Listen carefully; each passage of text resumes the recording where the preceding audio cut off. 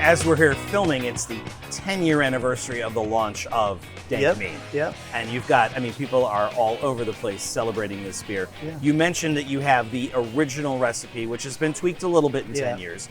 You also did some interesting collaborations. Yeah, and so part of my idea was, to celebrate Dank Meme Day, why don't we, I got out my typewriter and I wrote handwritten letters, hand-typed letters to 5 of my favorite breweries from Illinois and then also Missouri. I'm going to hit pause on this. Why did you have to use a typewriter? Because that's what the meme... No, because I wanted it to be, you could tell, if you look at a typewritten letter, you can see like where every, I have a Smith, a Galaxy, and so like you can see where every letter hits the page and you can see the indentation. And so I wanted them, a lot of these breweries like Hop Butcher in Chicago, they get a million people asking them to brew a beer together. And while I know them well, I wanted to stand out and be something that really made sure they knew that I took the time to sit. And so every single brewery got a unique letter to them, specifically highlighting what we know about each other.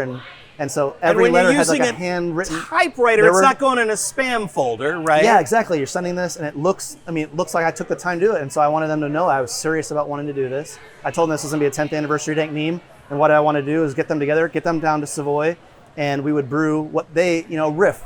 And it could be the styles that are in the collaboration pack kind of span. There's a lager in there. There's basically IPA. There is a wide kind of variety of different beers. And so the idea was just like to kind of see what they would do, like what would, and every beer, every label in the pack, we used the other brewery's artist. I was telling Nick from Triptych when we came here into the Memery, because the tap house is packed with people celebrating this beer. Yeah. I said, it's really impressive. I've never been to a brew house before where you have leather chairs and carpet. And he explained that this is really just for today. Yeah, it's not always this bachelor patty. That's right. This stuff is usually in the tap room. We have a little living room area, but today we needed that area for the band. And I thought this would be really appropriate for I have brewers from out of town that are part of my collaborators are here. And so I thought this would be a place for us to kind of chill and like talk about beer stuff and nerd out. I love that. It seems like this beer that you're celebrating here tonight is a beer that has taught you a lot of different lessons. Absolutely. You're not in charge of what people like. Sometimes low effort is best effort. Yeah. Any other lessons that Dank Meme has given you in these 10 years? Find your tribe and listen to them. I think that has been a big thing for us. When you go to U of I basketball, U of I football game, you can get Dank Meme there. And right.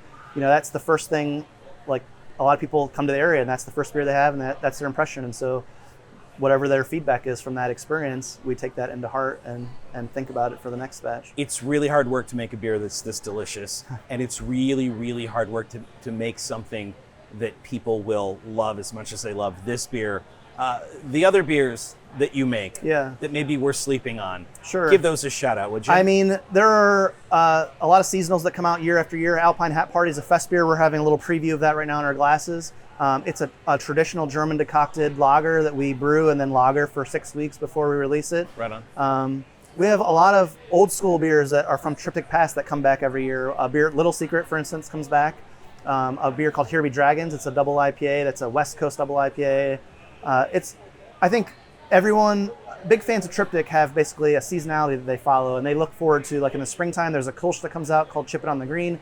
They look forward to these punctuations of their year and they kind of tell time based on these beers coming out. You don't need a calendar when you have the Chip It on the Green shelf at your favorite craft beer store or the tap room here at Triptych. Right. Huh? Yep.